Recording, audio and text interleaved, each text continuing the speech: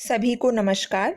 आज हम सप्तमी कक्षा के तृतीय पाठ स्वावलंबनम इसका अध्ययन करेंगे। सबसे पहले स्वावलंबनम इस शब्द का अर्थ जानेंगे। स्व यानी स्वयं पर, अपने आप पर, अवलंबनम यानी आश्रित रहना, अपना काम स्वयं करना, इस शीर्षक का अर्थ है।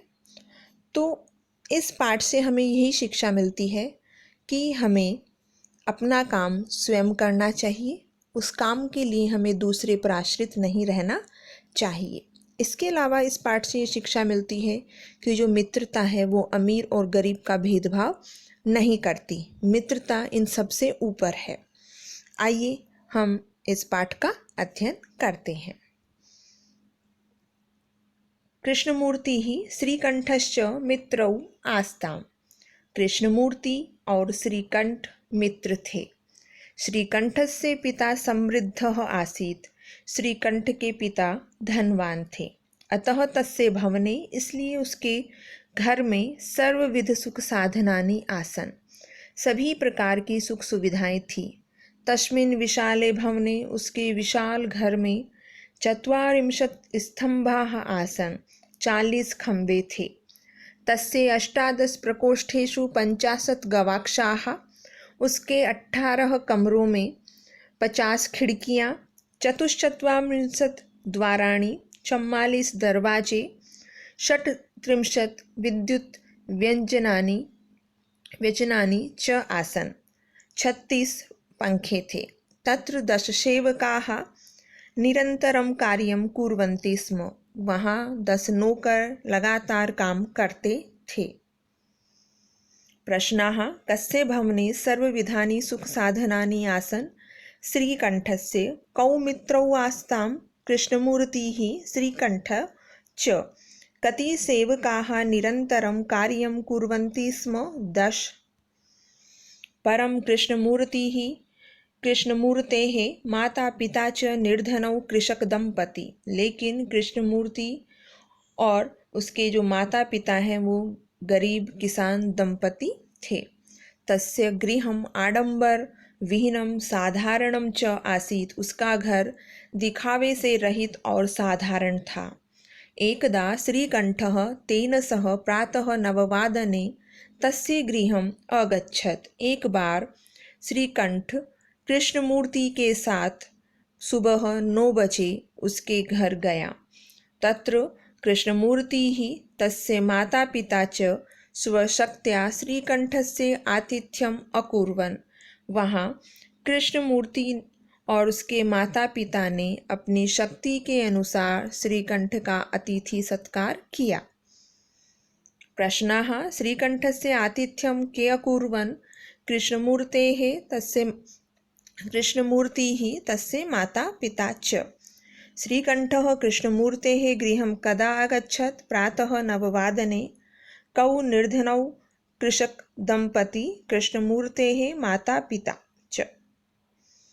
एतत् दृष्ट्वा श्रीकंठः अकथयत्। यह देखकर श्रीकंठ ने कहा, मित्र, अहं भवतां सत्कारेण संतुष्टः अस्मि। मैं आपके सत्कार से संतुष्ट हूँ। केवलम इदमेव मम दुःखम, केवल यही मेरा दुख है। यत् कि तव गृहे एकः अपि भृत्यः नास्ति, तुम्हारे घर पर एक भी नौकर नहीं है। मम सत्काराय भवतां बहु कष्टं जातम्। मेरे अतिथि सत्कार के लिए आपको बहुत कष्ट हुआ। मम गृहे तु बहवः कर्मकराः सन्ति। मेरे घर पर तो बहुत सारे नौकर हैं। प्रश्नाः। कस्य गृहे कः अपि भृत्यः नास्ति? कृष्णमूर्तेः। कस्य गृहे तु बहवः कर्मकराः सन्ति? श्रीकंठस्य। शत्रुः शब्दस्य विलोमपदं किं? मित्रम्।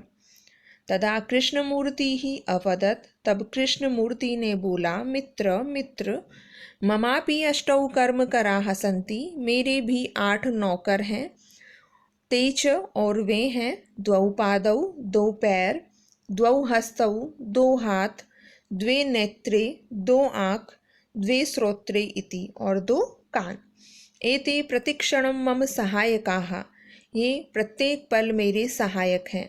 किंतु तव भृत्याः लेकिन तुम्हारे नौकर सदैव सर्वत्र च उपस्थिताः भवितुं न शक्नुवन्ति, हमेशा और सब जगह उपस्थित नहीं हो सकते हैं। त्वं तु स्वकार्याय भृत्याधीनः, तुम तो अपने काम के लिए नौकरों के अधीन हो। यदा यदा ते अनुपस्थिताः, जब जब वे अनुपस्थित होते हैं, तदा तदा त्वं कष्टम अनुभवसि, तब तब तुम कष्ट का अनुभव करते हो। स्वावलंबने तु सर्वदा सुखमेव, स्वावलंबन में तो हमेशा सुख ही है। न कदापि कष्टम भवति, कभी भी कष्ट नहीं होता। प्रश्नाः कृष्णमूर्तेः कति कर्मकराः सन्ति? अष्टौ। भारतीय परंपरानुसारं कति मासाः भवन्ति? 12। कः स्वकार्याय भृत्याधीनः अस्ति? श्रीकंठः। श्रीकंठः अवदत्। श्रीकंठ बोला, मित्र मित्र, तव वचनानि श्रुत्वा, तुम्हारे वचनों को सुनकर, मम मनसि महती प्रसन्नता जाता, मेरे मन में बहुत प्रसन्नता हुई। अधुना अहमपि, अब मैं भी स्वकार्याणि स्वयमेव कर्तुम इच्छामि, अपने कार्य खुद ही करना चाहता हूँ। भवतु, अच्छा। 10:30 अब 10:30 हो गए हैं। साम्प्रतं गृहं चलामि, अब घर चलता हूँ। प्रश्नाः सर्वदा कुत्र सुखं? स्वावलंबने अहमपि कानि स्वयमेव कर्तुम् इच्छामि, स्वकार्याणि। अहं साम्प्रतं कुत्र चलामि? गृहम्। भारतीय वर्षानुसारं 12 मासानां 6 ऋतूनां च नामानि। मासाः: चैत्रः, वैशाखः, ज्येष्ठः, आषाढः, श्रावणः, भाद्रपदः, आश्विनः, कार्तिकः, मार्गशीर्षः, पौषः, माघः, फाल्गुनः। 6 ऋतवः: वसन्तः, ग्रीष्मः, वर्षा, शरद, हेमन्तः, शिशिरः। तो इस पाठ से हमें शिक्षा मिलती है कि हमें अपना काम स्वयं करना चाहिए, हमें किसी पर आश्रित नहीं रहना चाहिए। धन्यवादः। पुनर्मिलामः।